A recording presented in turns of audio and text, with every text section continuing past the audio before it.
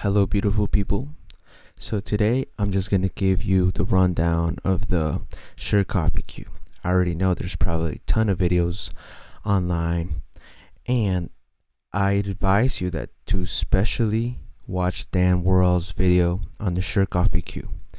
And he did some great points. I don't even know about like 90% of the science that he talked about, but I'm gonna address some of the common misunderstandings that I see a lot of YouTubers miss on the Kirchoff EQ, and I feel like these are commonly missed, especially because they're trying to get the video out and they don't give enough time to the EQ itself.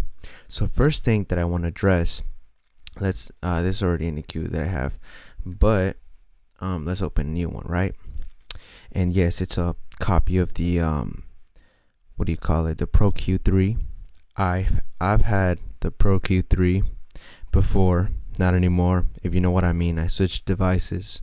I couldn't find the same installer, and I also had Kirchoff EQ that way, but I decided to purchase it because I found it on sale. So the first misunderstanding that I see, or thing that they complain about, is like, oh, I double click and I don't get a high pass. Well, bam, there you go. And people are going to be like, oh, I don't want to go into the settings and I don't want to change this and whatever. Stop complaining, right? This is all you got to do. Right here, lower frequency default type by double click. Normally it's bell. That's the default. That's where you come in. You're like, oh, I want a high pass, but no, I get a freaking bell. Well, all you got to do is go to the settings right here, lower frequency default type by double click, and the high pass. Done. You get a high pass. You get your low shelves. I don't even know how you get low shelves. I forgot. Like that dragon, freaking dragon madragi. So there you go already. You get the high pass feature that a lot of people complain that, oh, Pro-Q3 has that. And yeah. And second thing that I see a lot of misunderstandings is on the sidechain features, which is what I'm going to show in the last EQ. I found, I think, 2 or 3 YouTubers or people saying that, oh, I want to the cool thing about the the Pro-Q3 is that I can sidechain the frequencies in the music, and I can sidechain the dynamics, right? So I'll show you. Right here I have a drums, here I have the instrumental, all instruments, and I want to sidechain, let's say, the kick, and I just want to sidechain the low end. Well, I already have that down. Let me just turn, I think it's this one that I was showing. Let me turn that one off. So here is the instrumental. Yeah, no, here's the instrumentals. Let me turn it up a little bit. It's a little low.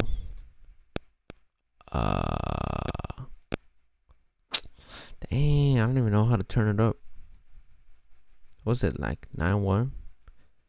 But I'm gonna just use this one. I already had this one on. Shoot, I don't know. Shut up.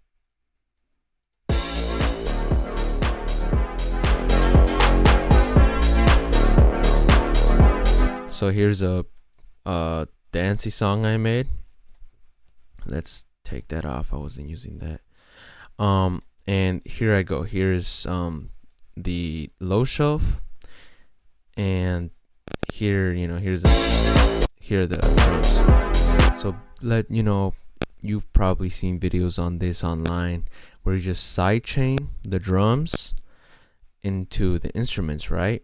And that's how I was using the last sidechain on here, because normally I like that's how you do it with the limiter, where you grab this, you go to the comp, and you go to the sidechain. That's drum.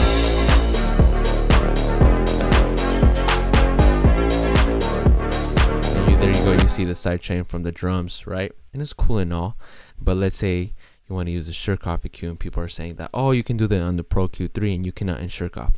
Wrong. So again, just normal sidechain, and FL Studio, you have to go up here and do the sidechain, and I put the drums, I already named it, and here you go. Here's a button, and now let's turn it on.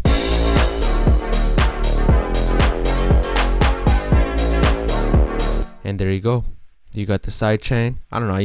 I don't know why I put both, but I put both, and And let me tell you guys are sleeping on these knobs. But anyways, that's for another video.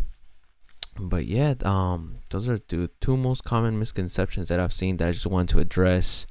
And yes, I understand that there's a lot of bias towards the Kirchoff because it's an apparent copy of the Pro-Q3, and I understand that. But the thing is that it's kind of good to have some competition, you know. You've seen EQs, and this is the one that I was using before the Kirchoff. I just bought the Kirchoff like today. I mean, yesterday, it's 3 a.m. But you know, this one, the dynamics features suck on this EQ, by the way. But dude, if you find this EQ for $3, killer EQ, $3. But I decided to buy the Kirchoff EQ, the Xenozix compressor, really nice compressor, which again, apparent copy of the Pro compressor, right?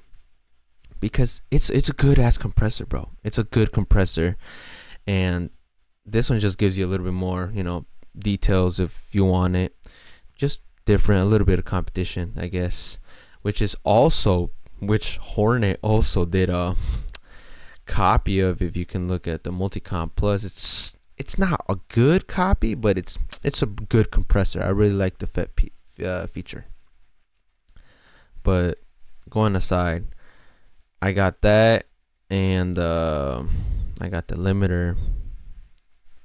I got the XL limiter, which I low-key don't like that much. But I got these two things for less than $150, which is the price of the Pro-Q alone when it goes on sale. So it is actually more cost efficient to get the Kirchoff EQ with better dynamics features, and it's the same thing, just a little better dynamics, but it's like almost half the price. So I got the compressor and the EQ both for basically what the heck, but I got it both of these basically for the price of one Fabfilter plugin that goes on sale. Normally the EQ by itself goes for $120 on sale, and I got these two for $150. So let's say that's $75 each, plus a bunch of other plugins like this one. By the way, it's Matt slept on, but it's really hard to control. I'm still trying to get the hold of it. But I talk too much. Have a nice day, y'all.